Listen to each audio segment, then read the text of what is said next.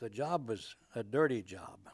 I mean, you were black, so you had your dirty work clothes, and then you had your cleanest dirty clothes because you'd have to wear them practically all week. You'd take a couple of suits home because you wouldn't get back home. You'd have to make like I ran 2 rounds out of Chicago to Omaha and then back, but I didn't get home between trips. The job is awful dirty, but everybody liked it, Of course, after got rid of the steam engines and went to diesels, well, it was a lot cleaner working in the mail car because you just run pretty close behind the engine, and you got away from all that smoke and cinders.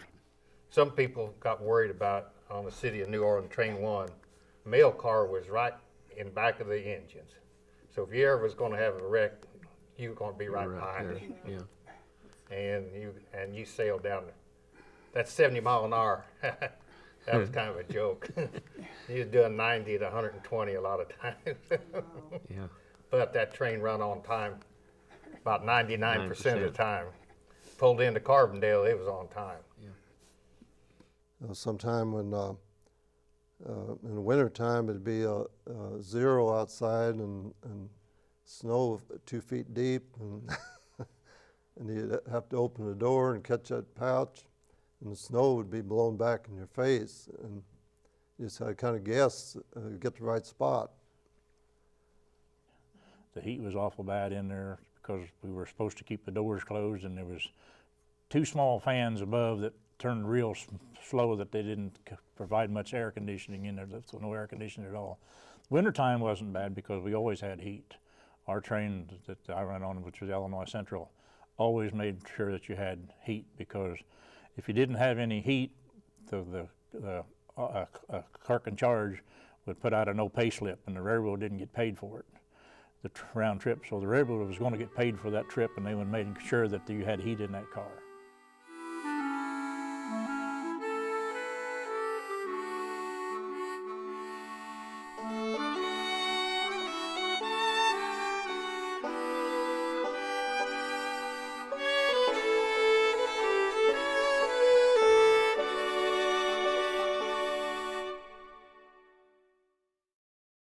We were always in the mail car.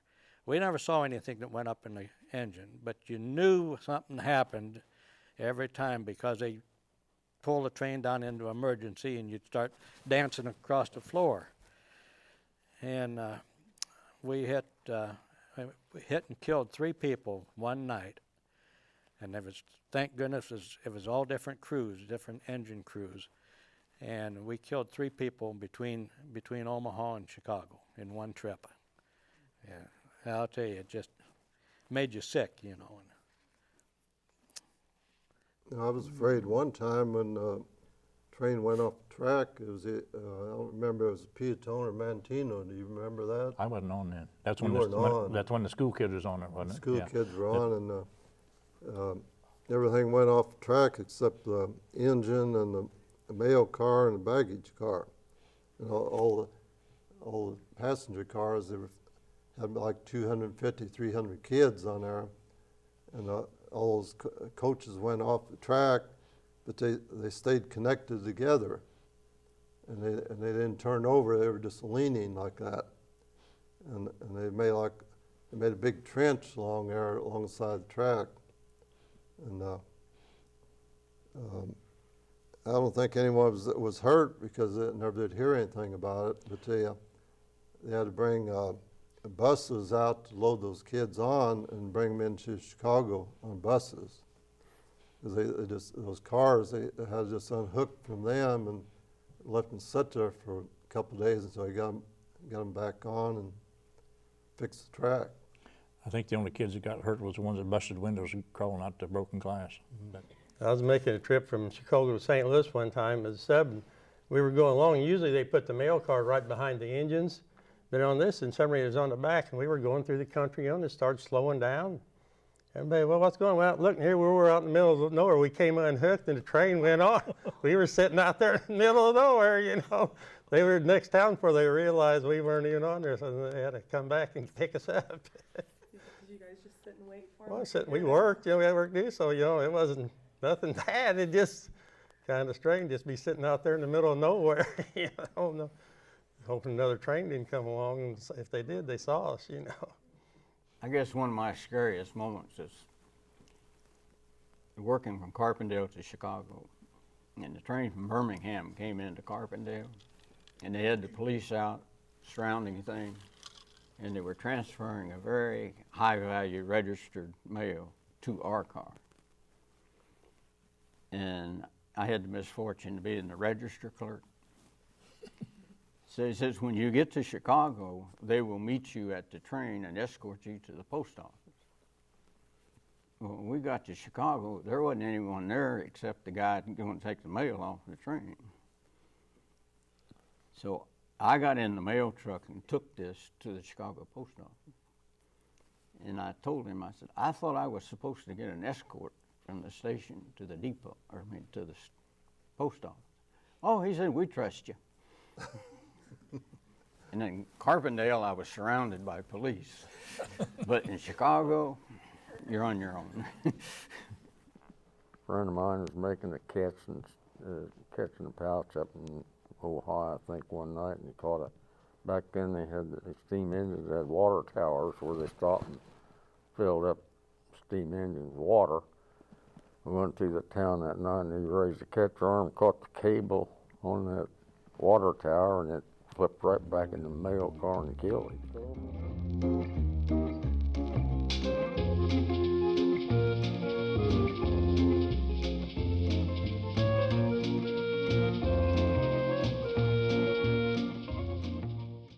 Some of the crews always had a deck of cards in the car.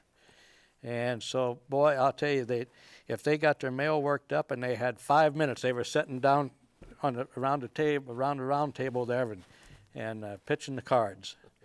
The mail car started running on the ties. Oh. We jumped the rails and flopped over, and they had to send crews down in that post office to get all the mail out of there, so we had to ride in the baggage car all the way to Cleveland. No, not work. Like say, everybody sat down and played cards. Well, there's a wood box in there about 6 feet long and probably 2.5 feet wide, and they'll bail around that box, played cards all the way to Cleveland. Some of them. Yeah. I piled up one bag of mail and slept. Oh, yes. Anyway, got to Cleveland. We got to look at that box, and there was a tag on it. It was a body being shipped to out in New York. We played. They played penny ante on that corpse all the way to Cleveland. On the Chicken Evans, we used to pull off on the side on a passenger train, let the freight train go by. We seemed to always pull down there by Watermelon Patch. I don't know what, but we did get a watermelon. We had one time, guy dumped a pouch and there was a snake in it. That it came from another train line, so they think somebody was messing with somebody. But that got a little excitement. Yeah.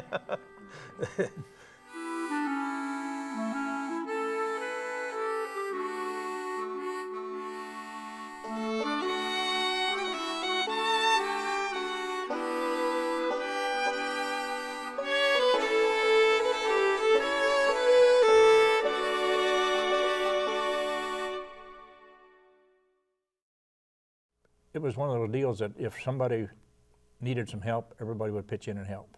Everybody chipped in and helped because our main goal was to get the mail out, and that's what we did. I mean, if one person got caught up with his job and you were done, you went and helped him. The sooner all of you got done, the sooner you could relax and have a little bit of rest before you got to the next destination. I would say that on the RPO clerks, everybody worked hard together. It was really a good bunch of guys to work with. You had a little bit people from different areas, and it was really a good time working. I really enjoyed it. And most of them took pride in their job too, they really did. There was a lot of pride in the job too, because you were really accomplishing something. You could see something you had finished at the end of every day. Something was completed. We liked the job. Never met nobody that didn't like on the train.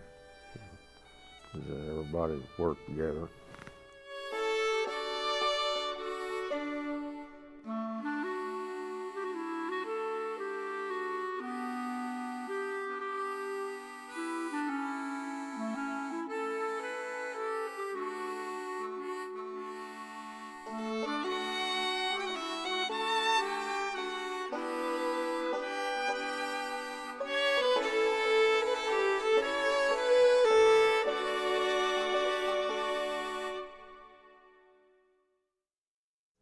When we went to the post office, at the eliminated job, they called us lantern swingers in the post office.